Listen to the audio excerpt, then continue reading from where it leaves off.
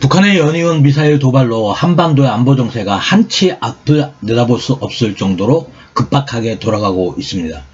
일본 요코즈카로 귀향을 하던 미 해군 항공모함이 갑작스럽게 회항을 하여 다시 동해로 진입한 후 10월 6일 우리 해군과 탄도탄 요격 훈련을 실시한다는 보도도 나오고 있습니다. 도대체 상황이 어떻게 진행이 되고 있는 것인지, 북한과 중국 그리고 러시아의 연관 관계는 있는 것인지 의문사항이 꼬리를 물고 있습니다. 전체는 아니지만 퍼즐을 맞춰보기 위해 지난 2022년 9월부터 10월 5일까지 동북아시아 각국의 해군 움직임과 북한 미사일 도발을 정리를 해보았습니다. 한반도 문제는 근본적으로 국내 문제가 아니라 주변국의 이해관계가 뒤섞여 있는 국제 문제이므로 국제적 군사 동향의 흐름 위에서 파악을 하는 것이 중요하다고 생각을 하기 때문입니다. 정리한 내용은 세 가지로 요약이 됩니다. 우선 9월 초부터 9월 말까지 약 1개월간 중국 해군과 러시아 해군이 실사격을 포함한 연합훈련을 동해에서 진행을 하며 일본을 강하게 압박을 하고 미국을 견제하는 행동을 보였습니다. 두 번째는 9월 말 진행이 된 미 해군 항공모함과 한미연합훈련에서 중국 해군 정보함과 러시아 태평양 함대 전투함 등이 근접하여 동해에서 한미, 일, 중국, 러시아 해군 전력이 집결을 하는 긴장이 조성이 되었었습니다. 세 번째는 북한의 미사일 도발은 미 해군 항공모함의 기동과 함께 시작이 되었으나 외견상 군사적 관점에서 군사적입니다. 정치적인 관점 아닙니다. 중국과 러시아의 적극적인 개입은 없었으나 북한과 일정 거리를 유지하는 모습은 보여주었습니다. 우선 일본 방위선 통합망료부가 공개를 한 자료를 근거로 이 기간 중 동해를 포함을 하여 한반도 인근에서 활동이 관측이 된 러시아와 중국의 해군 함정을 살펴보면 다음과 같습니다. 러시아 태평양 함대는 현재 보시는 표와 같이 총 12척의 수상함이 확인이 됩니다. 특징은 타란툴급 미사일함이 6척이 확인이 된다는 겁니다.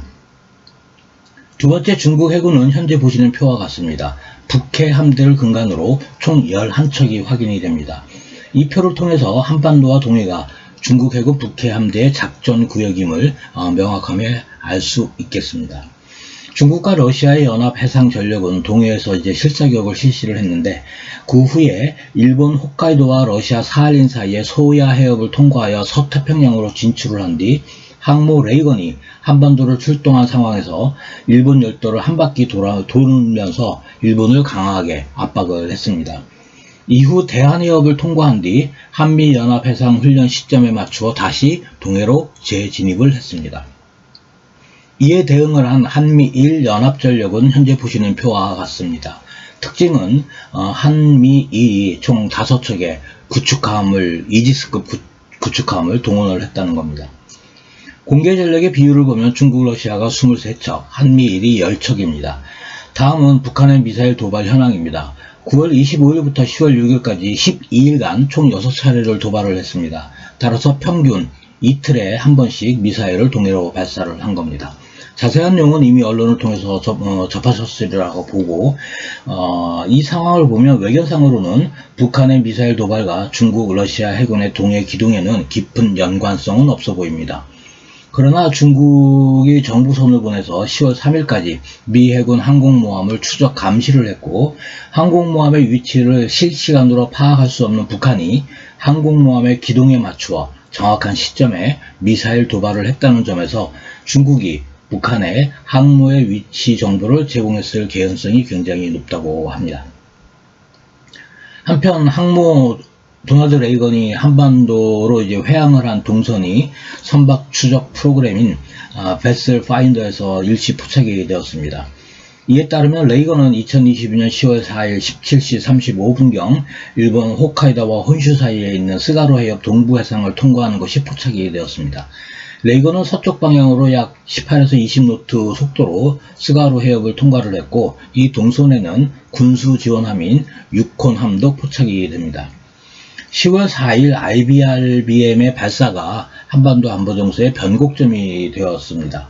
9월 초부터 10월 1일까지 동북아시아의 상황은 일정 수준의 군사적 긴장감은 있었으나 이해할 수 있는 정도였습니다. 그러다가 2022년 10월 2일 1일 주한미특수작전사령부가 뜬금없이 게시를 한 지금 보시는 한 줄의 문장이 발표가 된 후 10월 4일 북한이 IRBM을 발사했고 상황이 급변하고 있습니다. 2022년 현재의 상황은 2021년보다 몇 배는 더 위험한 상황이다라는 것이 본인의 지인들의 공통된 의견입니다. 그리고 핵실험을 포함을 한 북한의 군사적 도발을 이번에 제대로 제어하지 못하면 더 이상 기회는 없을 것이라는 의견도 상당히 많습니다. 반대로 북한 노동당 집권 세력은 이번이 자신들이 마주하고 있는 마지막 고비라고 판단을 하고 있는 듯합니다. 그래서인지 중국 국내에 있는 제5열들의 활동이 매우 활발해지고 있습니다. 안보 문제에 관심이 많은 분들이 향후 3주에서 4주 사이에 발생할 수 있다고 예측을 하는 시나리오는 몇 가지로 압축이 되고 있습니다. 물론 여기에는 과거 미 랜드 연구소의 시나리오도 포함이 될 수 있을 것입니다.